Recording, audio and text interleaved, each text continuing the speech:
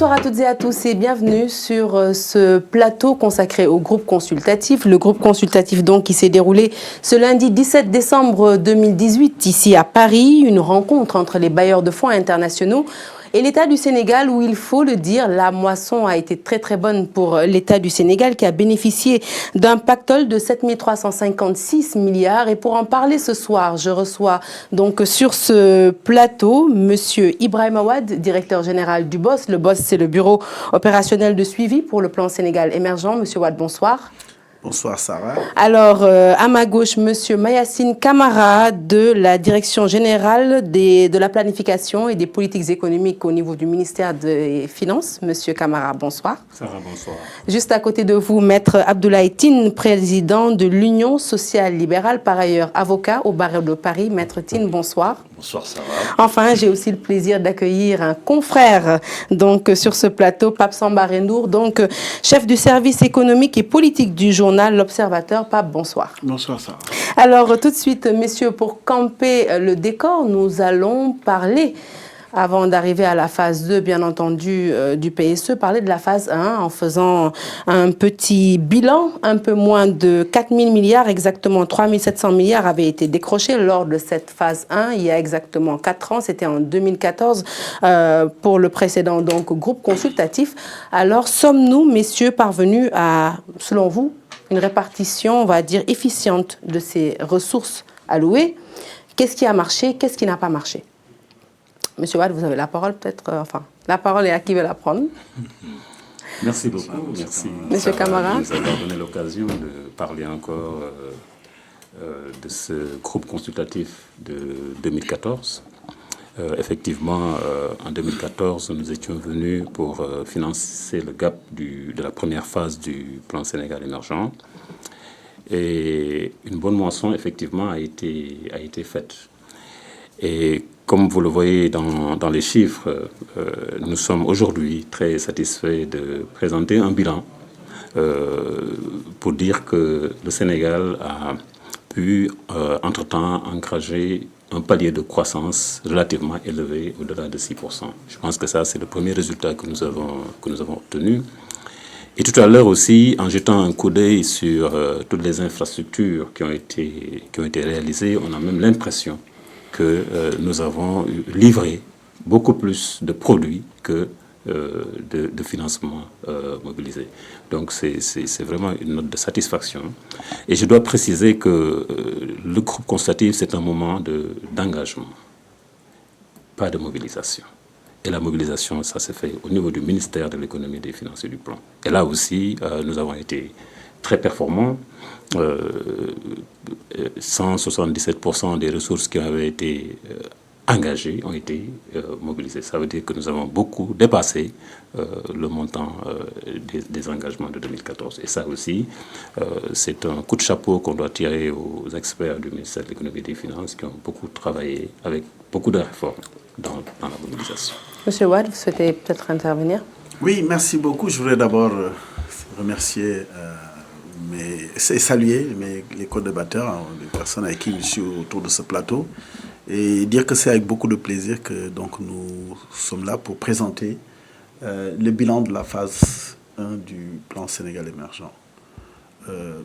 Mayacine Camara l'a rappelé, en 2014, quand le président Macky Sall est arrivé au pouvoir en 2012, il a mis à profit 2 ans pour élaborer, peaufiner un plan qui devait, j'allais dire, guider la destinée du Sénégal, des Sénégalaises et des Sénégalais sur un horizon très long terme. Je rappelle que le PSE, c'est sur un horizon de 20 ans, à l'horizon 2035. Et donc, après avoir défini ce plan, il fallait se présenter devant la communauté des partenaires, parce que je dois dire qu'en 2012-2014, le Sénégal était encore un pays qui avait besoin de la communauté internationale, qui avait beaucoup plus besoin, parce qu'on sortait de 2012 avec un pays qui était à des niveaux de croissance, si on se rappelle bien, 1,7%. La croissance est un indicateur de l'état du pays, qu'on le veuille ou bien ou non. Et donc, en s'adressant à la communauté internationale, je rappelle que le PAP était un PAP de 9 800 milliards. Sur les 9 800 milliards, le gap de financement était de l'ordre de près de 4 000 milliards, dont 1 856 milliards qui étaient venus solliciter auprès de la communauté internationale. Vous l'avez dit, c'est 3700 milliards, à peu près, un peu plus, qui a été disponible en termes d'engagement. Ça montrait déjà à l'époque la confiance que la communauté internationale, et Mayacine Camara l'a dit, globalement, le niveau des engagements des partenaires techniques et financiers a été mobilisé à hauteur de 170%. Plus exactement, 6606 milliards. Ça montre que le plan a été robuste. Il a été bien affiné au plan des projets et des programmes. Les dispositifs qui ont été mis en place ont été puissants pour permettre de pouvoir atteindre ce niveau de mobilisation. Et autre indicateur qui est important, le PSE dans sa phase 1 2019-2023 visait un objectif d'augmentation de 50% du PIB par habitant. Visait aussi comme chiffre de porter la croissance, de porter les emplois formels de 250 000 à l'époque à 600 000. Pourquoi cet accroissement du niveau des emplois? C'est pour réduire le taux de dépendance et par conséquent agir sur l'incidence de la pauvreté. Le PSE aussi à l'époque visait un certain nombre de transformations sectorielles, comme au niveau de l'IDH, au niveau du social, au niveau de l'hydraulique, de l'assainissement, de la santé, de l'éducation. Lorsqu'on regarde au-delà des grandes infrastructures qui ont été réalisées, les performances extraordinaires qui ont été faites dans le secteur et qui ont été présentées l'autre jour à la communauté des partenaires, vraiment des records de performance sur lesquels on pourra revenir certainement. Dans chacun des secteurs, on se rend compte que le PSE a vraiment, le PAP 1, au-delà du taux de croissance, a donné des résultats extraordinaires et je pense qu'ils ont été tous salués par la communauté des partenaires. Nous allons en reparler. Maître Tine, votre regard sur la phase 1 du PSE? Alors, mon regard, il est critique, c'est un regard critique. Je rappelle que vous avez annoncé donc votre candidature à l'élection présidentielle de 2019.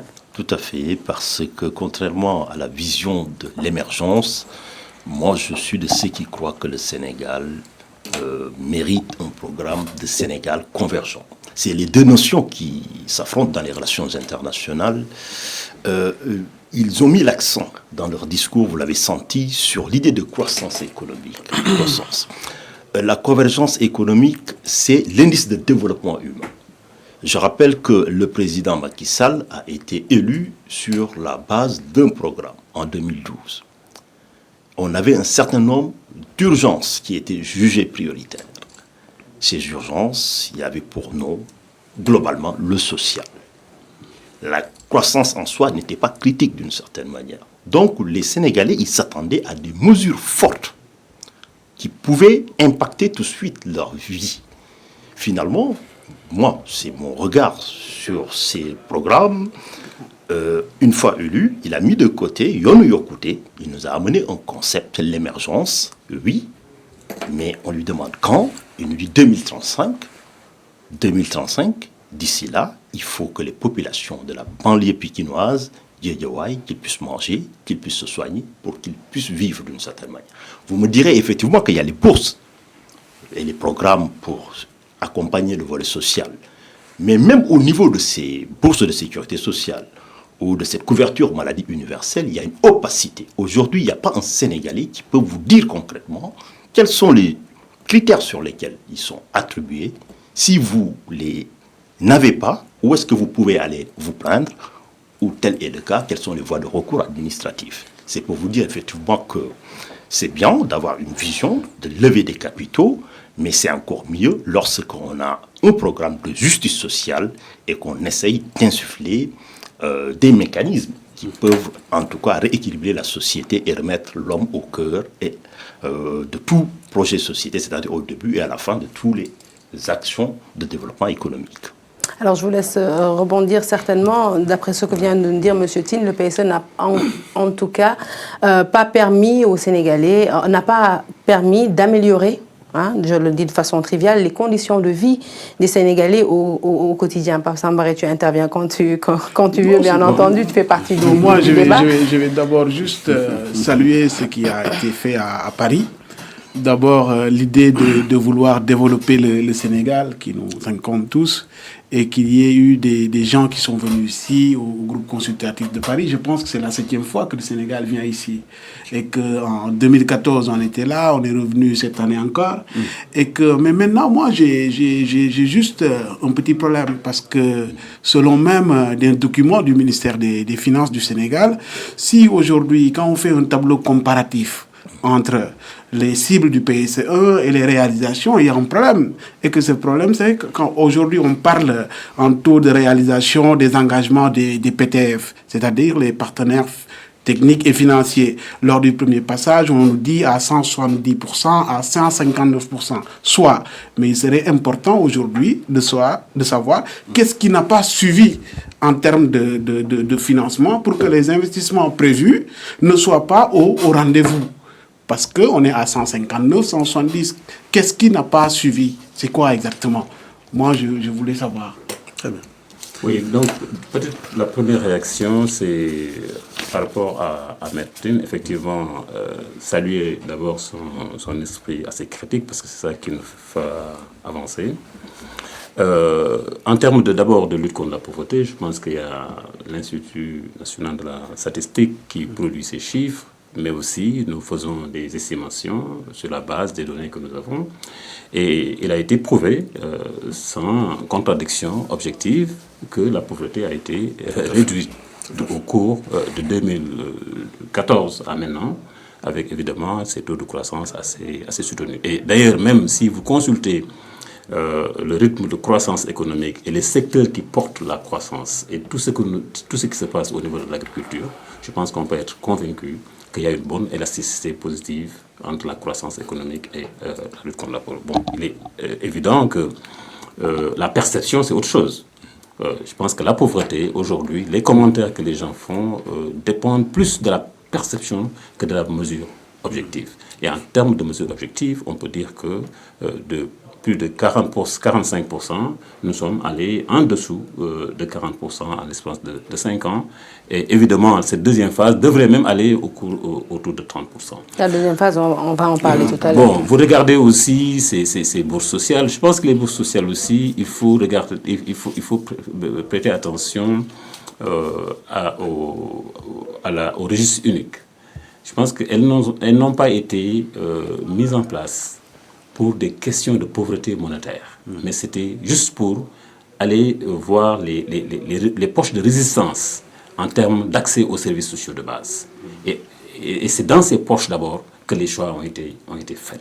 Et sur la base des critères communautaires que nous avons établis, pour éviter à ce que les ménages qui sont pauvres, dans l'extrême pauvreté, continuent d'être pauvres. Parce que si on est pauvre, on n'a pas les moyens d'aller... Les enfants du ménage travaillent. Si on est pauvre, on n'a pas les moyens d'amener les enfants à l'école. Et tout cela, c'est de génération en génération, on risque de se passer la pauvreté. Sur la question du gap que M. Ndour a introduit, oui, M. Wade. Oui, merci beaucoup. Moi, je voudrais d'abord revenir, avant de revenir sur la question de M. Ndour, juste compléter ce que M. Camara a dit par rapport au passage du Yonou Yokote au plan Sénégal émergent. Je fais partie de ceux qui pensent que c'est tout à l'honneur du président Macky Sall, d'un président de la République, d'être élu sur un programme politique avec sa coalition et de prendre ce programme politique et de dire je le verse comme contribution au débat national. Et messieurs les experts, définissez-moi à partir de mon programme politique, qui est le programme de mon camp, ce qui va permettre de gérer la destinée de tous les Sénégalais. Donc ce n'est pas une renonciation, au contraire, c'est un programme politique écrit par un camp qu'il remet sur la table et c'est les experts qui l'ont travaillé. Sur le gap. Alors, d'autres éléments, c'est que sur la manière dont je pense qu'il est extrêmement important de revenir sur comment les bourses de sécurité familiale sont attribuées. Il y a ce qu'on appelle le registre national unifié, qui est un instrument scientifique éprouvé qui permet, comme l'a dit M. Camara, d'identifier quels sont les vrais pauvres, où est-ce qu'elles se situent, et qu'est-ce qui les sépare des minimums de base pour permettre d'aspirer à un mieux-être. C'est sur la base de ce registre national unifié, qui est détenu au niveau le plus éloigné, le plus décentralisé du pays, que les choses sont agrégées pour allouer les bourses de sécurité familiale à ceux qui en ont réellement besoin, sans compter maintenant les autres, les handicapés, les personnes vivant avec un handicap. Alors, sur les investissements, on n'est pas allé dans le fond du détail de ce qui a été fait. Mais quand on parle d'un niveau record de 170%, donc 177% de mobilisation, mais c'est tout ce qui a permis d'investir dans l'agriculture, de faire les aménagements agricoles, d'amener la maîtrise de l'eau en 5 ans. C'est ce qui a permis aujourd'hui d'atteindre ces niveaux records de production dans l'arachide, ces niveaux records de production dans le riz, ces niveaux records de production dans l'oignon et la pomme de terre, qui sont des spéculations sur lesquelles, mais le premier élément de l'émergence, c'est de pouvoir se nourrir d'abord. Si on n'est pas capable de se nourrir, nous ne sommes pas capables d'aspirer à l'émergence. Deuxième élément, il y a, qu'on le veuille ou pas, les infrastructures ont occupé la première phase du PSE. Et les mobilisations de financement ont permis de pouvoir réaliser les infrastructures. Pourquoi c'est important? Qu'on parle de convergence ou d'émergence, il faut admettre qu'en 2012, le Sénégal est un pays qui était très très loin du niveau minimum d'aspiration. C'est pour ça que l'investissement qui a été fait, 20 ans peut paraître loin pour l'émergence. On espère qu'on arrivera à l'émergence avant les 20 ans. Mais c'est une prévision réaliste. Mais ce qui est admis et convergent, c'est qu'il y a un minimum de rattrapage qu'il fallait faire au niveau des infrastructures, au niveau de la base productive de l'économie, au niveau des réformes minimales qui devaient permettre de remettre à flot le pays. Et c'est ça qui a été fait. Moi, je parle du gap. Qu'est-ce qui n'a pas suivi pour qu'on ait à 159% ou 170%? Et par rapport au rattrapage au niveau infrastructurel, je pense que WAD avait déjà commencé. Et que ce qui a été fait et surtout une continuation, ça c'est l'État du Sénégal qui est comme ça. Et que vous êtes dans une logique d'État et que de continuité et que ça continue à se faire. Maintenant, avec de gros efforts. Avec de gros efforts. C'est ça le job de l'État quand même. C'est ça votre job. Tout à fait. Ouais, maintenant, moi, ce que je dis, c'est qu'en quittant ici en 2014, on était parti sur des bases de, vous l'avez tout de suite dit, je pense que c'était 7000 et quelques... 9000 et quelques milliards. 9800, je ne tiens plus les chiffres. Mais aujourd'hui, on nous parle de 159 000 et quelques. Et qu'est-ce qui n'a pas suivi? Pourquoi on n'a pas eu tous les financements? C'est quoi? Alors, je pense que je vais essayer de corriger, de clarifier un peu. Avec le PAP 1, c'était 9600 milliards. Oui, c'est ça. Ces 9600 milliards, quand on dit qu'ils ont été mobilisés et ont permis de réaliser et d'atteindre les niveaux de réalisation, c'est un premier cycle qui est clôturé. En revenant ici, en présentant des projets d'une envergure de 14 000 milliards, c'est parce que nous sommes entrés dans une nouvelle phase, avec de nouveaux projets. C'est ça. Qui vont venir consolider ce qui a été fait et renforcer. J'avoue que je ne connais pas. Sur la question du gap entre 159% et 170%, moi j'aimerais ajouter une chose, parce que il y a donc Monsieur Bruno Le Maire, qui est le ministre de l'économie français, qui la dernière fois a insisté en parlant aux bailleurs, en leur disant c'est bien de prendre des engagements, mais ces engagements, il faut les respecter. Il a vraiment insisté en le disant, est-ce qu'aujourd'hui c'est un manque d'engagement, manque de respect des engagements qui a pu produire justement une incidence sur les chiffres annoncés tels que l'a attesté Pape Sanbaré. Notre point de vue et les statistiques que nous détenons, et Mayacine pourra revenir là-dessus, cette situation particulièrement, vous avez entendu Monsieur le maire le dire, mais nous avons entendu aussi la Banque islamique de développement dire que nous étions à tel niveau d'engagement, nous avons doublé nos engagements. Parce que nous avons su présenter des projets robustes. Vous avez entendu la Banque africaine de développement. Mais sauf que sur ce cas-là de Monsieur le maire, je pense qu'il s'adressait plutôt aux bailleurs de fonds qui, eux, n'avaient pas respecté leurs engagements, qui avaient pris des engagements lors du précédent groupe consultatif, mais qui n'avaient pas respecté ces engagements. Soit, mais il y en a d'autres qui ont respecté au-delà de leurs engagements. Maintenant, il y a un travail à faire. Il y a un travail, et je le concède, il y a un travail à faire. Puisque nous sommes sur une nouvelle échelle, il y a un travail à faire pour faire en sorte que le niveau d'engagement, que le niveau de mobilisation soit toujours amélioré. Pourquoi toujours amélioré? Parce que nous cherchons... Et quels sont les moyens que détient justement l'État du Sénégal pour faire pression? Est-ce qu'il existe un moyen de l'État du Sénégal de faire pression sur les bailleurs pour qu'ils respectent leurs engagements? Non, c'est des moyens diplomatiques. Le reste... Effectivement, c'est à nous maintenant de faire des efforts pour rendre nos projets bancaires. Tout à fait. Parce qu'aujourd'hui, nous sommes venus avec des documents qu'il faudra améliorer. Et tout dépendra maintenant du rythme avec lequel nous allons renseigner ces projets. Maître Tine. Voilà, si vous le permettez, donc j'allais d'ailleurs rebondir sur ce point parce que ça mérite un éclairage en fait. Lorsqu'on annonce beaucoup de milliards, déjà c'est des promesses. Parce qu'il n'y a pas une obligation pour eux de concrétiser. Tout à fait. Ça, c'est le premier point. Le second point, c'est qu'il faut voir concrètement, ça, j'apporte l'expertise de l'avocat, comment ça se passe. Que ce soit l'État ou les privés, il faut que les organes dirigeants puissent valider les projets que vous avez apportés. Je parle sous le contrôle des experts. Il peut y arriver que des projets, en fait, qui ont été somptueusement présentés, n'aient pas l'approbation des organes dirigeants. Et dans ce cas, on ne suit pas. Donc ça veut dire que les promesses, c'est à l'instant T. En fait, les promesses n'engagent que ceux qui y croient. C'est toute la stupidité. Et c'est pour ça que je demande quand même au pouvoir de ne pas faire rêver les Sénégalais. Parce que quand on annonce qu'on est en temps, il faut préciser que quand même, ce n'est que des engagements. C'est pas de l'argent. Moi, je suis pas d'accord. Parce que l'approbation d'un projet dépend de la qualité du projet. Du projet et de son élaboration. Je pense qu'aujourd'hui, toutes les dispositions sont prises. Et c'est la première fois, avec le plan Sénégal émergent, que nous avons mis en place la Direction générale de la planification et des politiques économiques. Pour d'abord travailler à rendre cohérent toutes les propositions qui nous viennent des sectoriels.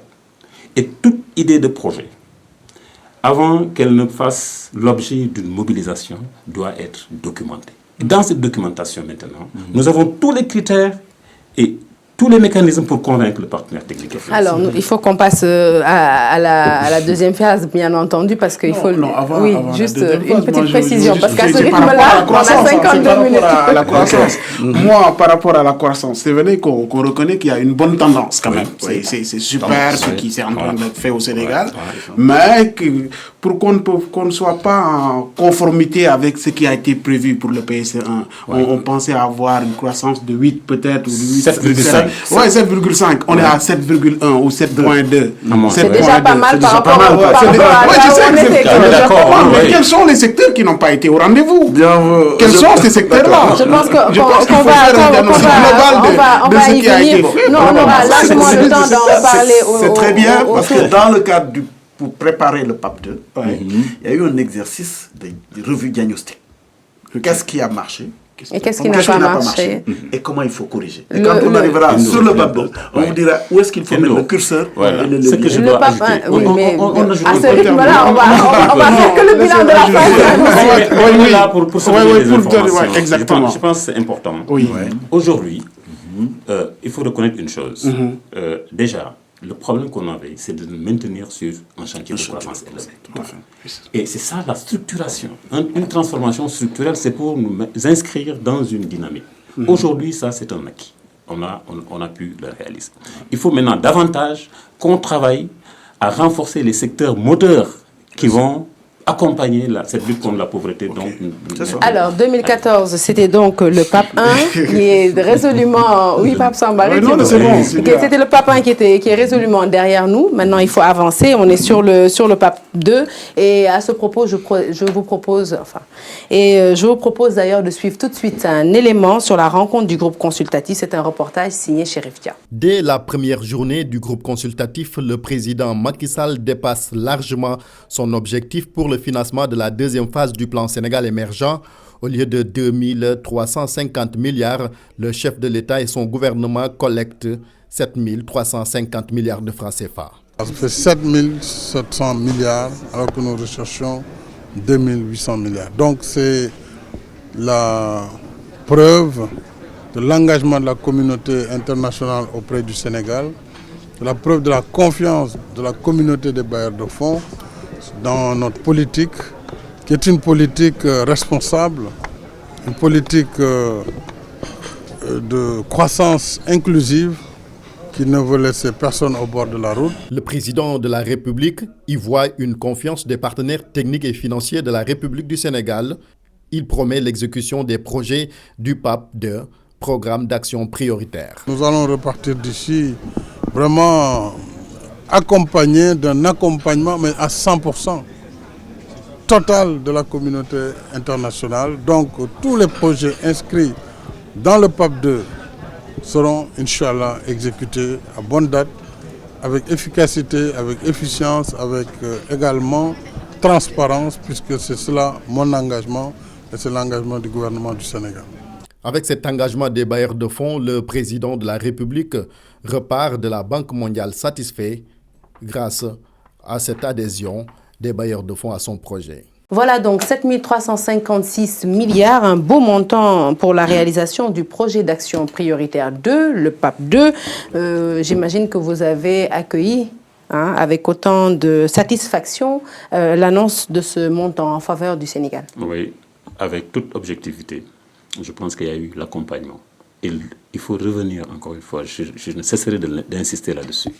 C'est un engagement. Ça améliore la prévisibilité des ressources. Et c'est important pour la planification et l'exécution de nos projets. Aujourd'hui, nous avons une visibilité. Ce qu'on nous demande, c'est de faire un don de soi et de travailler davantage. Nous avons déjà une bonne expertise qui commence à se consolider. De présenter des projets bancables et de lever ces ressources. Maintenant, je termine. De l'engagement, la signature de la convention, c'est la mobilisation, et la programmation, la budgétisation, et l'exécution, le suivi et l'évaluation. Mais nous avons de la chaîne aujourd'hui. Maître Tine. Oui, objectivement parlant, il va de soi qu'aujourd'hui, par rapport à d'autres pays, le Sénégal n'a pas de difficulté pour emprunter sur le marché international. D'accord ? Vous regardez aujourd'hui, le taux d'endettement du Sénégal, c'est de 60%. Aujourd'hui, la France, il est à 97%. Bonne transition pour parler de la dette, justement. Voilà. La France, 97%. L'Italie, 131%. Le Japon, 250%.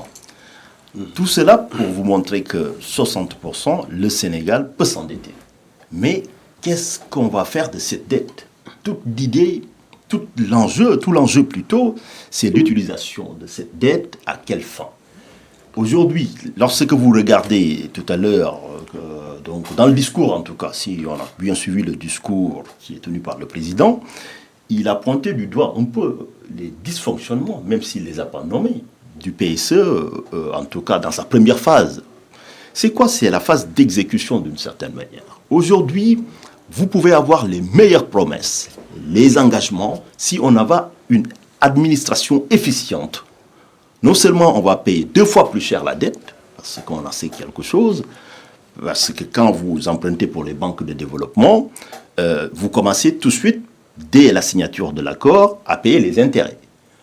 Ensuite, le principal, vous allez commencer à payer, mais si, pour les projets, comme on l'a vu avec l'hôpital d'Al-Diam ou l'aéroport, des projets qui étaient prévus pour faire 5 ans, ils commencent à 10 ans, il va de soi que l'endettement, on passe dans une pente glissante qui risque effectivement de poser un problème de soutenabilité. Alors, un endettement de 60% en 2016, selon l'agence de notation Moody's, M. Wade ou M. Camara, est-ce qu'on a des raisons de s'inquiéter ?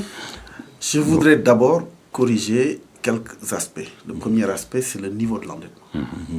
Alors, vous savez que le Sénégal, en 2016, a redéfini la base du PIB, du produit intérieur brut. Et le PIB révisé, ce qu'on appelle le rebasing, a eu une conséquence négative sur le niveau du déficit.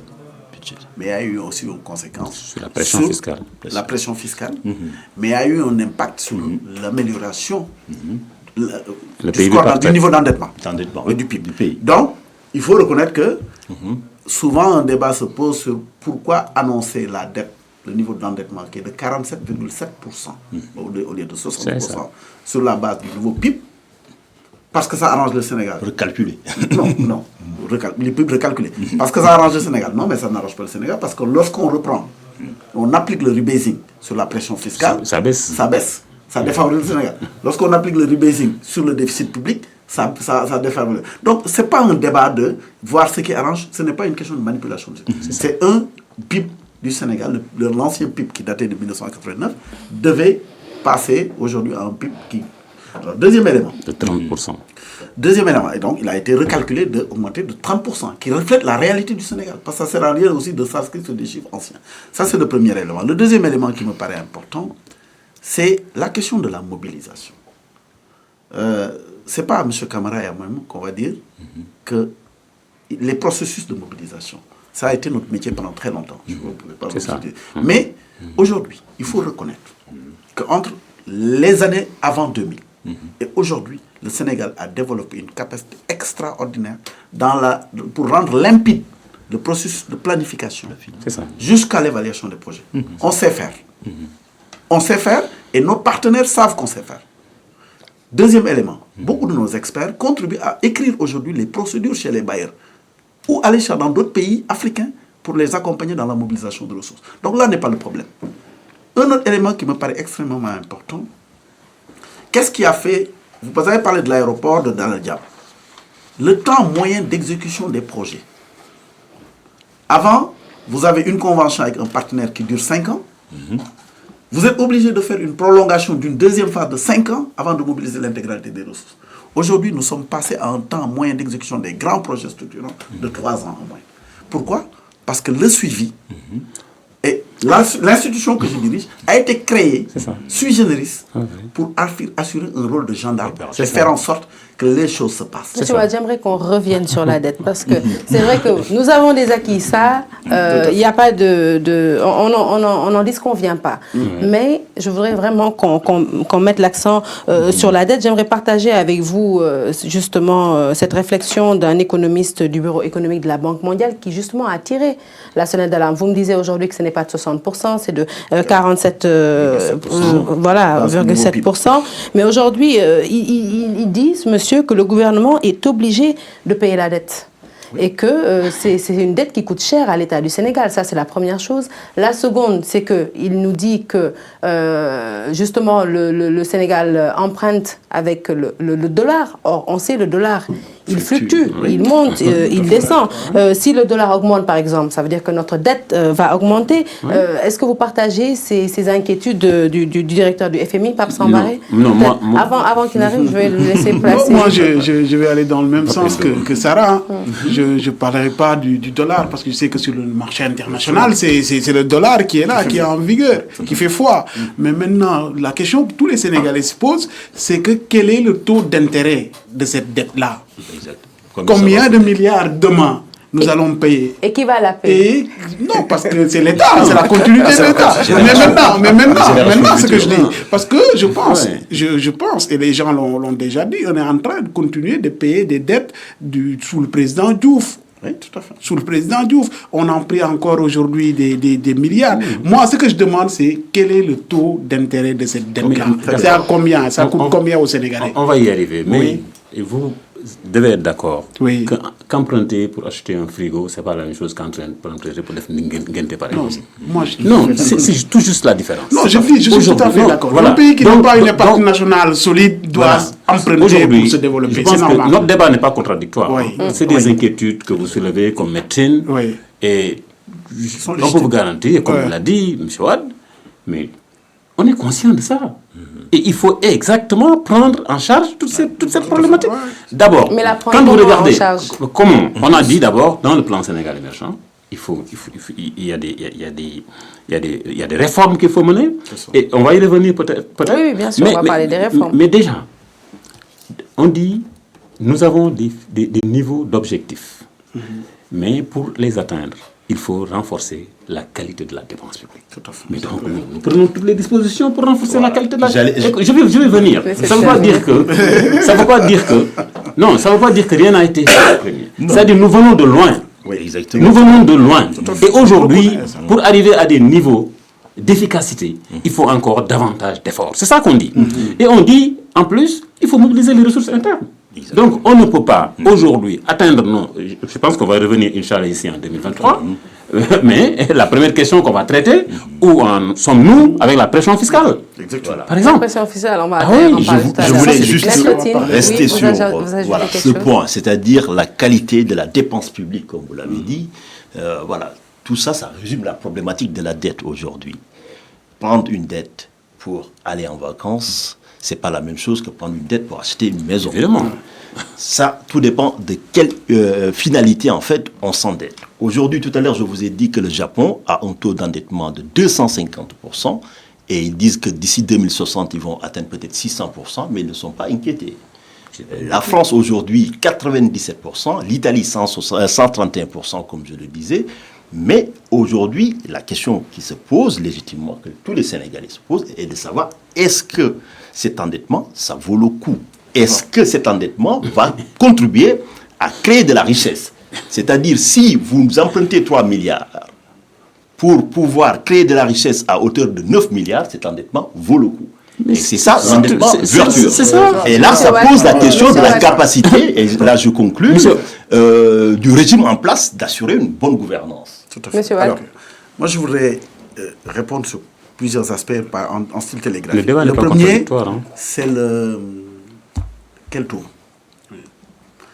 Je pense que nous sommes, qu'on le veuille ou pas, nous sommes aujourd'hui un pays qui est sous programme avec le Fonds monétaire. Nous sommes sous un dispositif de partenariat, mais de surveillance. Jusqu'à une période récente, le Sénégal ne pouvait pas endetter à un taux qui n'est pas concessionnel. C'est-à-dire un taux d'intérêt qui ne comporte pas 35% d'éléments de libéralité, d'éléments de don. Lorsque vous combinez le volume de la dette, le taux d'intérêt qui est appliqué, la période de grâce, et je reviendrai sur le paiement des commissions d'engagement. Parce que les commissions d'engagement, lorsque vous regardez la structure de la dette du Sénégal actuelle, enfin jusqu'à il y a quelques années, c'est une dette qui date de 20 ans, mais qui a été constituée pour la plus grosse part d'une commission d'engagement. La commission d'engagement, c'est quoi? Vous signez une convention, tant que vous ne mobilisez pas, vous commencez à payer une commission d'engagement. Tout de suite. Et vous mobilisez le premier financement 10 ans après, la commission d'engagement a constitué pratiquement le montant de la différence. Aujourd'hui, en ce Sénégal, aujourd'hui, de 2018, c'est ça. Mais vous mobilisez.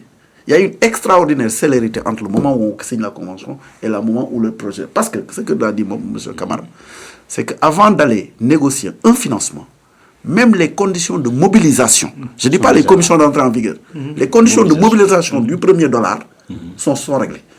Les Sénégalais, les ministères sectoriels et les ministères des Finances vont en négociation avec en bandoulière toutes les conditions exigées pour faire l'entrée en vigueur et faire le premier décaissement. Ça, c'est un élément qui fait que peut-être on traîne encore le poids de la dette antérieure, mais l'endettement nouveau qui vient est un endettement maîtrisé. Deuxième élément sur lequel je termine.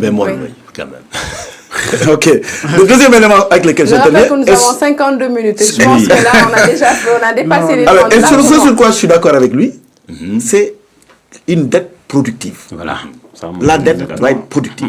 Parce que si vous vous endettez pour faire des programmes sociaux, si vous vous endettez pour faire de la consommation, ce n'est pas possible de créer les conditions de remboursement de cette dette. Par contre, regardez... Mais les bourses, c'est des programmes sociaux. Oui, mais ce n'est pas de la dette. C'est supporté. Alors, justement, c'est là où est la subtilité du PSE et de l'approche du président Macky Sall. C'est de dire, je vais m'endetter, prendre l'endettement, l'argent des générations futures pour le mettre sur des secteurs productifs ou des infrastructures qui vont permettre d'améliorer la productivité, mais je vais utiliser l'argent de l'État pour le mettre sur les programmes sociaux, pour le mettre sur le PUDC. Je rappelle que le PUDC, c'est 120 et quelques milliards, 21 milliards que l'État a pris sa trésorerie pour financer la première phase. Pourquoi il a été capable de faire ça? Parce que l'option a été de dire, l'endettement, je vais le mettre dans les infrastructures, je vais le mettre sur la résolution du gap énergétique. Il est évident qu'avant 2014, avant que le PSE n'intervienne, on ne parlait pas de tout ce dont on est en train de parler. Les défis du Sénégal, ce n'était pas de manger. Les défis du Sénégal, c'est les défis de la mobilité et les défis de l'accès quotidien à l'énergie. Je veux rassurer. Alors, est-ce que je peux quand même prendre la parole? Oui. Non, il faut que je le... D'accord. Rassurez-moi. Je pense que toutes les... Rassurez-nous. Comme il l'a dit, toutes les conditions et vos préoccupations ont déjà été prises en compte dans le PSE2 et nous continuons à les prendre. Exactement. Alors, parce que... Oui. Non. Il faut que ça aille vite, sinon on n'y arrivera jamais. Maître Tinky, je rappelle, représente l'opposition. Ici, à Paris, une opposition qui a été assez timide, d'ailleurs, il faut le dire. On s'attendait quand même à beaucoup plus de mouvements de la part de cette opposition lors de la fameuse journée du groupe consultatif. On n'a pas eu droit à une grande démonstration de force. Mais ils l'ont montré dans la rue, ils ne pouvaient pas faire plus que cela, parce qu'ils n'étaient pas invités au niveau des négociations, ils ne sont pas au pouvoir par définition. Mais pour revenir au débat, C'est vrai, il est indéniable aujourd'hui qu'il y a des progrès qui ont été accomplis dans le cadre de l'étude de faisabilité. Vous savez, il n'y a pas un projet qui va être présenté à des bailleurs. Dans le cadre de la gouvernance. De la gouvernance d'une certaine manière. Il y a des pas qui ont été accomplis. Il n'en demeure pas moins qu'il est permis de constater pour la première phase du PSE, c'est qu'il y a des programmes qui auraient dû démarrer, qui n'ont jamais démarré. Par exemple? Il y en a beaucoup. Vous savez, il y a tout un catalogue qui avait été présenté. Deuxièmement, c'est que, vous l'avez dit tout à l'heure, il y a beaucoup d'ailleurs, c'est ça qui explique le gap entre les montants annoncés et ce qui a été véritablement donc mobilisé. Mais surtout, quand vous regardez au niveau, il manque de cohérence et d'harmonie d'une certaine manière. Dans certains cas, on a l'impression que c'est un catalogue quand même. Donc, ce qui veut dire qu'il faut développer une réflexion stratégique par rapport à cela. Et dernier point, là où je vais finir d'ailleurs, c'est par rapport à la croissance. La croissance, oui, mais l'enjeu n'est pas seulement d'avoir une croissance, c'est de le répartir, que ça puisse tomber sur l'escalier. Donc tout l'enjeu dans la deuxième phase doit être de nous démontrer aux Sénégalais comment vous comptez répartir cette croissance. Monsieur Camara. Non, je pense que le débat n'est pas contradictoire. Il est convergent, comme il dit. Oui, vraiment, le débat est convergent. Parce que, exactement, c'est en cela que vraiment nous attelons. Matin, midi, soir, depuis 2014. Et quand vous dites que la réflexion doit être stratégique, mais oui, ça, je pense que pour la première fois, et puis il faut faire la différence entre le catalogue de projets qui est présenté, adossé à une stratégie claire, quelle est l'orientation à moyen terme qu'il faudra franchir, qu'il faudra avoir, vraiment, pour inscrire le Sénégal dans l'émergence. Et aujourd'hui, ce catalogue de projets, il n'est pas exécutable en tant que tel. Il faut le traduire, l'opérationnaliser dans les secteurs, dans les régions, dans les territoires. Pour cela, vous me tendez la perche, il faut des réformes. Un mot qui est très souvent revenu dans les débats, l'accélération des réformes. Nous écoutons d'ailleurs le président de la République dans ce reportage de Pape Djibril Fall. Monsieur le ministre de l'économie et des finances, les réformes. Les réformes. J'y tiens particulièrement. Macky Sall apostrophe ainsi Amadou Ba. Malgré les efforts supposés ou réels, le président est conscient d'un fait. Les réformes nécessaires tardent à voir le jour. Mais nous devons aller de l'avant en étant conscients de nos insuffisances pour relever les défis devant nous. Depuis son accession au pouvoir, avec un séminaire sur la modernisation de l'administration à la clé organisé en 2017, censé redonner plus d'efficacité au gouvernement, le chantier reste encore presque entier, d'après le diagnostic sans appel livré par Macky Sall himself. Il s'agit, selon les termes mêmes du rapport, premièrement, des faiblesses du système éducatif. Deuxièmement, il s'agit des dysfonctionnements du régime et de l'administration fiscale. Troisièmement, enfin, il s'agit de la faible efficacité de l'État à impulser suffisamment le changement. Où se trouvent les blocages alors? Au niveau du ministère de l'économie et des finances, ou bien un manque criant de volonté politique des hautes autorités? Mountagassi tente d'apporter une réponse. C'est une question d'enchaînement logique. Un secteur privé, avant qu'il vienne dans un pays, il faut que l'État génère l'ensemble des efforts en termes d'investissement public. L'État a fait ce qu'il fallait faire maintenant. Le matelas d'infrastructures nécessaires pour attirer les investisseurs, c'est-à-dire les ports, les aéroports, les routes et les réseaux ferroviaires, l'État a investi sa part dans cet investissement-là. Alors maintenant que l'État aussi a posé 2 jalons majeurs sur la loi PPP, la loi sur les zones économiques spéciales. Donc il n'y a pas de lenteur, c'est un enchaînement logique. Le citoyen qui paye le lourd tribut de ces lenteurs administratives et autres incohérences et velléités constatées attend avec impatience de voir une administration vertueuse, pragmatique et professionnelle. Voilà, donc un reportage de Pape Djibril Fall. Faible efficacité de l'État à impulser le changement, pour reprendre le chef de l'État, Macky Sall, c'est quand même fort ça. Oui. Vous qui représentez l'État, vous dites quoi? Non, d'abord, non, rapidement, hein, nous pensons qu'aujourd'hui, en tout cas pour l'administration que nous connaissons, il faut effectivement beaucoup de réformes. Parce que le plan Sénégal émergent est très ambitieux. On ne peut pas continuer à marcher sur cette administration-là qui est là depuis 1960. Bon, je ne peux pas revenir encore dans les détails. Mais ça ne veut pas dire que aussi rien n'a été fait. Et le mieux, c'est que le plan Sénégal émergent, deuxième phase, est conscient de ça. Tout à fait. Et quand on parle de réforme dans l'administration, dans la gouvernance, hein, et la promotion des investissements, je pense que ça s'adresse directement à... Et même l'exécution des projets, la mobilisation des ressources. Et tout cela, aujourd'hui, même sur le plan fisc, nous avons, vous verrez, on va soulever la question de la mobilisation des ressources intérieures. L'éducation, il l'a bien soulevé. À ce rythme, je pense qu'il y aura toujours des décalages, hein, dans le taux brut de scolarisation, dans le nombre d'années. Il y a énormément d'enjeux sur cette question de capital humain qui part de l'éducation. Et s'il n'y a pas cet ensemble... L'éducation qui, je rappelle, a peut-être même été à l'origine de cette tension de trésorerie que vous avez eue cette année. Oui, mais il y a eu de bons résultats dans l'éducation aussi. Ça, il faut le noter. Le bon résultat... il faut le dire. À chaque fois, on l'a remarqué ces dernières années, il faut le dire, l'année scolaire a toujours été vraiment sauvée de justesse. On nous a quasiment sauvés d'une année blanche, au moins chaque année, pendant ces 2 dernières années. Donc, que l'éducation a fait de bons résultats, ça, je n'en suis pas très convaincue. Non, il y a eu de grands efforts. En tout cas, il y a eu de très grands efforts au niveau de l'enseignement supérieur, il y a eu de grands efforts peut-être en termes d'infrastructure, mais fondamentalement avec les syndicats, je veux dire, la contestation sociale, elle existe toujours. Oui, mais je dis c'est les efforts même qui amènent une énorme pression de la part des enseignants et des syndicats d'enseignants. Le fameux G6, c'est vrai qu'il y a eu cette rencontre autour du G6. La LFR. Oui, on ne dit pas que tout a été rose, mais il y a eu quand même des efforts. Monsieur Wade, Maître Tine, comment et où doivent s'opérer ces réformes? Oui. Bon, si vous le permettez, vous savez, c'est comme l'endettement et toutes les problématiques, la réforme de l'État.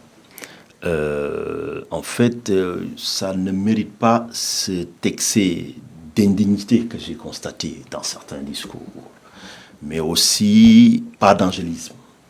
On peut dire que toutes ces problématiques, il faut les situer quelque part entre l'enfer et le paradis d'une certaine manière. C'est-à-dire on est capable du meilleur et du pire. Concrètement, comment ça se passe? Aujourd'hui, nous sommes dans un monde qui a changé, où les choses vont vite. Il l'a dit, dans le cadre de l'opérationnalisation, il faut monter les projets, il faut respecter rapidement des délais d'exécution, il faut que les décaissements aillent vite. Tout cela, il faut réformer, mais moderniser l'administration. Ce qui veut dire qu'il faut vraiment une refonte de l'administration sénégalaise. On ne peut pas aujourd'hui, avec un État hérité de la France, parce que c'était la puissance coloniale, qui avait juste comme priorité gérer un territoire, pouvoir maintenant garder les mêmes procédures, à peu près la même cartographie, avec les faiblesses des moyens, aussi bien humains que matériels, et vouloir aller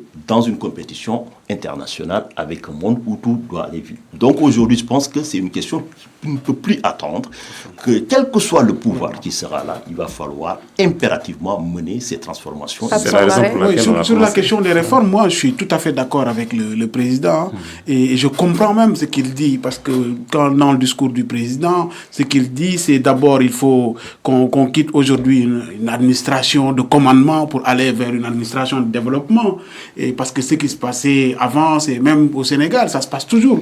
On n'a pas encore l'informatisation du système. Moi qui suis né par exemple à Ndofane, à 225 km de Dakar, si je veux même un extrait de naissance, il me faut rentrer chez moi, aller faire le voyage, 220 km aller, 220 km retour, pour pouvoir avoir ce papier-là. Sinon, il faut appeler Ndofane, qu'on aille voir l'officier d'état civil pour qu'il le fasse. Maintenant, je suis tout à fait d'accord avec lui. Il parle aussi de fast track, parce que quand on veut aujourd'hui que les choses aillent aussi vite, il faut que quelque part aussi, qu'il y ait des moyens pour que les choses-là puissent aller dans ce sens-là. Et je pense qu'il a commencé avec l'APIX. Et la dématérialisation la dématérialisation et tout. Aujourd'hui, la dématérialisation des procédures, comme l'a dit Sarah, tu peux aller à l'APIX pour truc de société, tu peux l'avoir en 1 ou à 2 jours au maximum. Je pense qu'il faut aller dans ce sens-là. Parce que si on ne va pas dans ce sens-là, on aura des problèmes. Parce qu'il faut faire très, très vite. On est endetté, on doit payer cet endettement-là. On a des projets, comme vous l'avez dit, qui suivent un truc bien programmé et il faut le faire à temps. Si on ne le fait pas, ça risque de nous retenir. Alors, c'est monsieur de la Finance, on compte sur vous accélérer la cadence, en tout cas au niveau des réformes. Je voudrais quand même sur les réformes revenir sur un point. Vous savez, l'émergence, comme on l'a décrit, le fondement, c'est la transformation structurelle. On ne peut pas parler de transformation structurelle avec l'immobilisme. C'est clair. Mais je pense qu'on doit saluer cette témérité, ce courage du président de la République qui dit « Nous avons fait beaucoup de choses. Il nous faut aller vers maintenant le plus dur. » Et le plus dur, c'est quoi? C'est faire bouger un système. Les pays qui l'ont fait sont passés par cette phase incompressible. Tu l'as dit, nous sommes dans la mondialisation. Nous sommes obligés d'aller vers des mutations. Mais je ne voudrais pas qu'on concentre les réformes uniquement que sur l'administration. Ça va beaucoup plus que cela. Oui, c'est clair. L'appareil administratif doit être rénové, c'est clair. Si nous voulons attirer le monde, si nous ne le faisons pas, d'autres vont attirer le monde à notre place. Première règle. Deuxième règle, nous devons changer au niveau de certaines instances comme le mode de production de connaissances pour le capital humain. Les technologies nous offrent toutes les possibilités du monde et nous voulons demeurer dans un archaïsme. Ce n'est pas possible. Dernier élément qui me paraît extrêmement important. Ça veut dire qu'il faut changer les mentalités.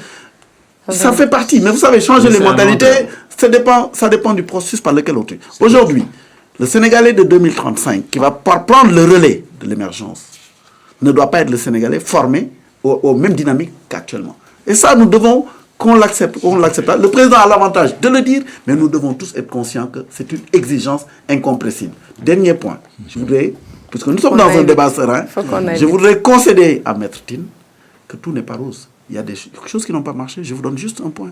Et le président l'a évoqué lors du 2e jour du forum avec les investisseurs. Une contrainte majeure, c'est comment installer davantage le secteur privé pour qu'elle joue sa partition. Merci de me prendre la presse. Comment, par exemple, sur des projets très structurants, que sont les 2 universités, comment le secteur privé, qu'on a voulu qu'il prenne le relais, n'a pas pris le relais. Et il les a interpellés. Absolument. Donc pour vous dire qu'on n'est pas là pour dire que tout à 100%, à 400% marche. Je le disais tout de suite, c'est une très bonne transition, justement. Malheureusement, on va devoir écouter.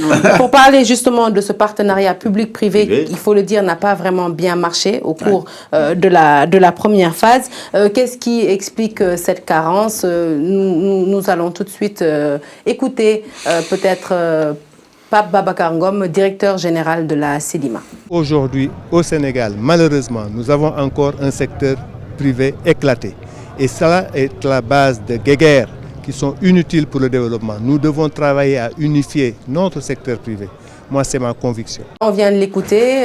Il a dit qu'il y avait un secteur privé éclaté, entamé par des guéguerres entre les différents patrons. Est-ce que c'est ce qui a été, si vous voulez bien, le problème? Moi, je voudrais m'inscrire sur le registre des solutions pour pointer du doigt quelques pistes de solutions que nous avons posées sur la table dans le cadre du plan, la deuxième phase du plan Sénégal émergent. D'abord, une chose très claire, et que nous devons parachever le processus des réformes. Le président de la République l'a dit, pour compléter le tableau des partenariats publics-privés. Maître connaît très bien ces questions sur le plan juridique. Si vous n'avez pas un environnement des PPP qui est complet, qui soit au standard, il est évident que vous avez des difficultés pour attirer le maximum. Mais je dois dire que nous avons fait quand même des PPP. Il y a eu quelque chose qui a été fait. Deuxième élément qui me paraît important, c'est comment bâtir de véritables politiques de co-construction. C'est-à-dire que quand on fait un projet, au départ, nous faisons des autoroutes, 300 km d'autoroutes. Il faut que dès le départ, que l'État, et ça nous avons envisagé de le faire dans le cadre de... Il faut que l'État puisse s'asseoir avec des privés, nationaux de préférence, et leur disent, voilà le projet que j'ai, comment vous allez vous organiser, ça répond à la question de M. Ngom, pour prendre le relais en termes de concession. Oui, mais justement, je vais abonder dans ce sens-là, c'est-à-dire que nous avons interviewé également M. Mansour Kama de la CNES qui nous disait que dans la première phase, ils ont été très peu, pour ne pas dire du tout, associés à des projets, c'est-à-dire que l'État ne les a pas convier en les mettant autour de la table et en disant voilà les projets que nous avons, quelle va être votre participation. Je ne voudrais pas monopoliser la parole. Est-ce que je peux intervenir? Je ne voudrais pas monopoliser la parole, mais sur cette question précise, je dois quand même préciser que lorsque nous sommes en face d'un projet qui, du point de vue de la technologie, requiert des moyens et un savoir qui n'existe pas au Sénégal, ce que l'État a facilité, c'est en apportant un savoir-faire international, créer les conditions d'une sous-traitance et de joint venture. Et ça, l'État l'a fait sur de très nombreux projets. Nous ne pouvons pas aujourd'hui, pour prendre un cas très précis, le train express régional, nous n'avons pas les capacités pour construire un projet très structurant de cette nature. Par contre, lorsque vous déconstruisez les contributeurs à la réalisation du projet, vous voyez le nombre d'entreprises sénégalaises et de PME sénégalaises qui ont été des sous-traitants ou des fournisseurs. Beaucoup même. Et c'est comme ça qu'on apprend pour pouvoir maintenant d'autres projets le réaliser et même vendre cette expertise sur l'international. Maître Zine. Oui, sur ce point précis, c'est-à-dire la nécessaire correction pour impliquer les privés, parce que c'est pour ça que la croissance nous a échappé d'une certaine manière, les flux de croissance. Aujourd'hui, cette croissance, 6 et quelques, presque 7%, c'est adossé sur quelque part les télécommunications, d'une part, une bonne partie d'ailleurs, et tous ces services, que ce soit les télécommunications autres, c'est des multinationales étrangères. Après, les associés vont se partager donc à l'étranger d'une certaine manière. Ce qui veut dire qu'il faut qu'on ait des normes publiques qui permettent à l'État de rehausser le niveau de qualification du privé. Vous l'avez dit tout à l'heure, il y a certaines tâches qui sont tellement complexes qu'on ne peut pas, parce que les gens n'ont pas le savoir-faire. Ce n'est pas parce qu'on est discriminé, mais parce qu'ils n'ont pas. Donc il faut qu'il y ait une politique publique qui rehausse ces compétences d'une certaine manière. Mais surtout, ce qu'on a constaté aussi, parce que j'ai eu à regarder des évaluations de projets qui ont été confiés à des sous-traitants, donc au niveau national, au niveau local, il y a quand même des fois un non-respect de la durée d'exécution des projets d'une certaine manière. Manque de célérité. Ce qui impacte le décaissement. Et finalement, ça paralyse. Donc, c'est tout un ensemble. Quand je parle d'une réflexion globale, d'une réflexion stratégique, il y a tout un chantier, en tout cas, à bâtir.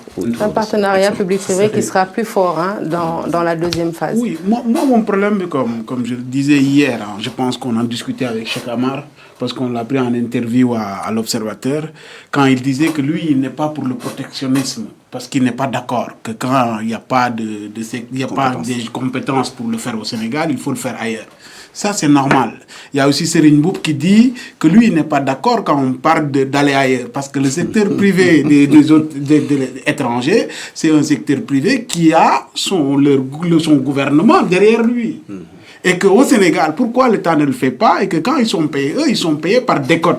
Et que souvent, ça pose un problème. C'est tout un débat. Mais moi, ma question est, quel est notre secteur privé au Sénégal? Quel est le poids de ce secteur privé-là? C'est là la question au Sénégal. On parle beaucoup de secteur privé, parle de non-implication et tout. Mais aujourd'hui, sur la réalité du terrain, montre que le secteur privé sénégalais n'est pas à même de contribuer à ce développement-là. C'est ça la vérité. On donne une université qui est là. Encore plus qu'il est éclaté. Plus qu'il est éclaté. Mais ça c'est un débat interne. C'est pas pour moi à l'État de leur dire allez en consortium, vous faites ceci, vous faites cela. Mais ce qui est vu sur le terrain, c'est que ces gens-là n'ont pas aujourd'hui les compétences ou bien les moyens pour suivre le rythme qui a été imposé aujourd'hui par le président de la République. Je ne dis pas pour jeter les pierres dans le jardin de quiconque, mais pour aller à Ziguinchor, ailleurs, on constate plusieurs choses. C'est des chantiers qui sont là depuis 5 ans, depuis 6 ans, et ça ne passe pas. Voilà, moi je ne suis pas juriste, comme Ibrahima, encore comme Metin, mais il faut d'abord regarder la configuration du tissu du secteur privé. 1%, 2% de géants, ensuite 98% de PME, par exemple. Ça, et les géants vont te faire 95% du chiffre d'affaires. Ça mérite un regard et une attention. Et tout ce qui est... quand on parle, M. Tin évoque la question d'inclusion. Il ne faut pas évoquer ces PME-là, qui sont là, nombreuses et multiples, qui devraient pouvoir jouer un rôle fondamental dans le plan Sénégal émergent. Et je pense que aujourd'hui, si nous pensons à revoir, comme il l'a dit, la question de la loi PPP, pour l'intégrer, c'est pour encore donner la chance à certaines qui sont là, avec un certain niveau de capacité, de pouvoir intégrer. Pouvoir émerger. Alors j'aimerais juste, parce que malheureusement il est l'heure, avant qu'on ne termine, je pense qu'ils vont être assez gentils de nous accorder encore quelques minutes, mais nous nous adressons essentiellement à un peuple qui parle Wolof, qu'on puisse restituer en résumé tout ceci dans notre langue. Donc ñu amaloon tey plateau bu am solo bi fii ci Paris ginnaaw groupe consultatif bi li ñu ci jublu woon donc mooy waxtaane li nga xamante ne Sénégal am na ko ci ndam ci wàllum économie mu mel ni koom bi ci wàllum donc prêt boo xamante ne engagement bokk ndax prêt moom duma ko sax wax engagement yoo xamante ne bailleurs de fonds yi jël nañ ko ci wàllum financement wu phase 2 du PSE ñu jagleel donc suñu réew lu tolloog 7000 milliards bëggoon xam nag balaa sax ñu ñëw ci montant boobu rapidement rek ndax mën nañ def benn bilan ci phase 1 bu PSE.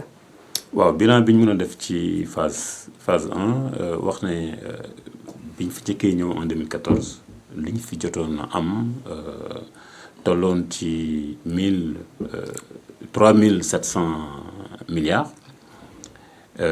jot nañ ko jëfandikoo ci anam yu mucc ayib te loolu bi ñu ko présenté démb bailleurs de fonds yi d'accord nañ ci boo gisee Sénégal koom-koomam bi fi mu nekkoon ak fi ñu ko andi léegi ci phase bi je pense que mën nañu wax ne li ñu fi jëlee woon 2014 jëfandikoo nañ ko bu baax a baax. tey jii nag. jamono dafa changé adduna bi changé dafa am yu bari yoo xam ne dafa dugg ci ni ñu war a doxalee maanaam communauté internationale bi tënk nañu ci ay ODD suñ président ak suñ dëkk engagé wu na ci accord climat yi aussi engagé wu nañ ci Union africaine aussi engagé wu nañ ci bu loolu weesoo tamit dafa am ay wareef lu ñu war ci suñu biir dëkk donc loolu moo waral tey ñuy wax phase 2 pour que engagement yooyu nekk ci communauté internationale ba pare mu nekk ay xeetu soxla yu bees yooyu yëpp dañ koy tënkaat dugalaat ko ci yenn projet yi ba pare loolu moo ñu andiwaat fii. kon dugal nga ñu fi mu ne nii ci phase 2 bi moom laa doon wax sànq 7000 milliards moom la ñu am ci engagement de la part des bailleurs de fonds waaye nag bu ñu fàtte ne Sénégal dafa am bor boobu nag ndax nekk na loo xamante ne mën na gàllankoor sunu croissance ak naka la ñuy méngalee bor boobu ak investissement bi nga ak 7000 milliards yi nga xamante ne annoncé nañ ko fi mu nekk nii ci réew mi. waaw d'abord jërëjëf Sara man dama bëgg wax ni dolli ci li Mayacine wax ci wàllu bilan bi booy xool loolu ñu jëfandikoo naam alalu ñi ñuy jàppale la dina jóge bitim réew.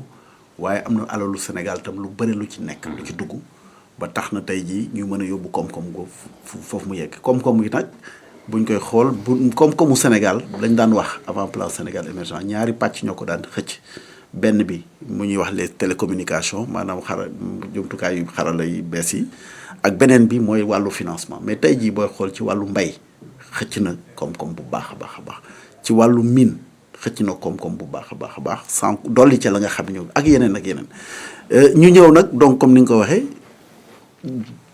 toggaat plan d'action bu bees ñëw teg ko partenaires yi ñu wóolu nañ leen gëm nañ leen ba yegg 7300 milliards 7300 milliards yooyu na nga xam ni moom lañ ko fas yéenee def nañu bilan ca lañ njëkk a def lan moo ciy sooxe lan moo ci gàllankoor lan moo ciy rëq-rëq ba am na nu bees noo xam ne président Macky Sall teg na ko fi pour nuñ koy toggee ba gën a baral ba jot yeneen objectif yoo xam maa ngi fàttali ni ki objectif bi ñu visé mooy une croissance moyenne de 9,1%. waaw doguma la wante loolu yëpp nga wax ci mu nekk ay acquis yoo xamante ne am nañ ko te xam naa mettin sax foofu la nar a jëm ak yéen ndax moom fi mu nekk nii dafa bëgg a nekk candidat donc à l'élection présidentielle moo ni dëgg la naam am na lu ngeen ay acquis yu ngeen am ngeen lu ngeen jot a xëcc waaye terewul tey boo ne dégloo dëkk ba waa ànd gësëm ñu ngay gësëm waa Sud Juste ñu ngay grève mu mel ni daal croissance bi ni ñu koy waxee tamit nit ñi yëguñu ko ci seen quotidien xam nga loolu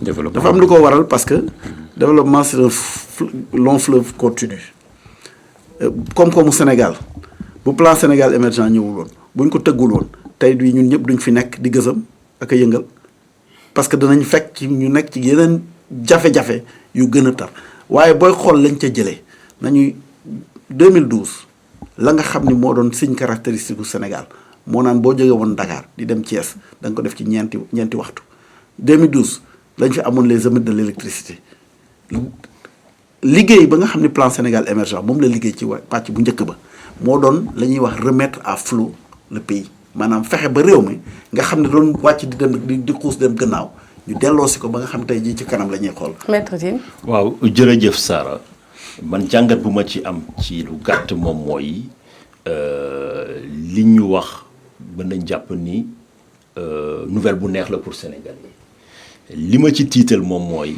2014 ay milliards yu takku yu toy nii lañ ñu waxoon te tey la wàllu gën a aaya wax nga ko ñëpp ngay yëngal di gësam waxuma ñi nga xam ne ñu ngi feebar mënuñu faju ñi nga xam ne tey amul benn Sénégalais mi nga xam ne mën na jël baaramam teg ko ci ne lii milliards yi ma déggoon moom moo ko indi ma jàpp ni mbir mi ci nuñ koy doxalee. infrastructure yu bees yi nga xamante ne infrastructure courant beeg. waaw moom laa wax loolu. mais pàcc gi wax ko. foofu laay daanelee xam nga tey. école yi. université yu bees yooyu. nit akam bu njëkk mooy droit à la santé.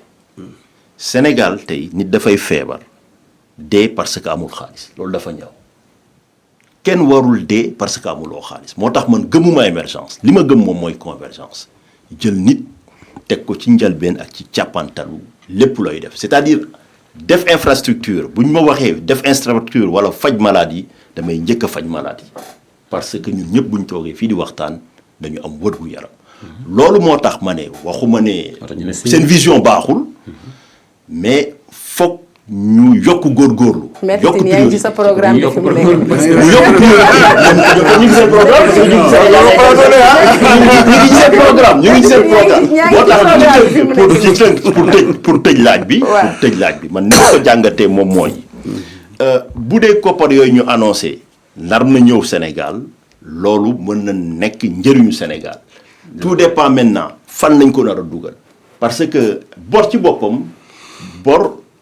jarul tiit jarul ragal parce que des fois bor da ngay toll diggante daf lay permettre nga préparer sa avenir mu ngi mel ni rek boo ñëwoon commencer liggéey lépp di fay sa kër boo toogoon di dajale boo moytul da ngay fay kër gi rek retraité donc loolu baax na mais lu ma ci nga baal ma rek li ma bëgg moom mooy nga baal ma rek gis nga plan Sénégal émergent waaw li ko président Macky Sall xalaate exactement noonu la rupture fondamentale ba mu indi mooy li ngay wax ni bàyyi di leb di lekk bàyyi di leb di dugal ci loo xame ni du générer loo xam day mën a tax parce que li ngay wax door nañ ko ak programme yu mel ni PUDC loo mënti wax ci PUDC 121 milliards ci poosu réew mi la jógee ñu def ko ci zone yu gën a éloigné ñoo xam ne boo fa demee amul woon yoon amuñu woon santé bu naan ndox ci ay gambu pono lañ ko daan def di ko teg ci ganaar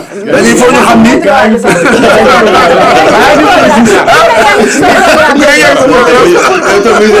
pour jeexal rek pour terminer li ci sooxe nañ ko wax li ci sooxe mooy ñàkkum réforme yi coppite yi ñu ci waroon indi ak partenariat public privé boo xamante ne war nañ ko renforcer mu gën a am doole gën a am solo ma leen di ñaan rek ñu jeexalee foofu si benn tour de table Pape Samba man damay jeexal man li may wax mooy que lu baax la parce que man dama gëm ne àddina boo buggee développé wu ci réew moo xam ne amul li ñuy wax épargne nationale amul koom-koom boo xam ne moo ko moomal boppam bu takku bu fa ne ba mun koo jël di ci tibb di ci defar développement am dafa war a dem fi nit ñëpp jaar dem uti fa xaalis ñëw indi ko pour mu dëkk ba dox. loolu la ñuy wax big push. waaw mais nag loolu boo koy def dafa am ci ay anam yuñ koy defee wax nañ ko lépp defuñ ko pour lépp di lekk.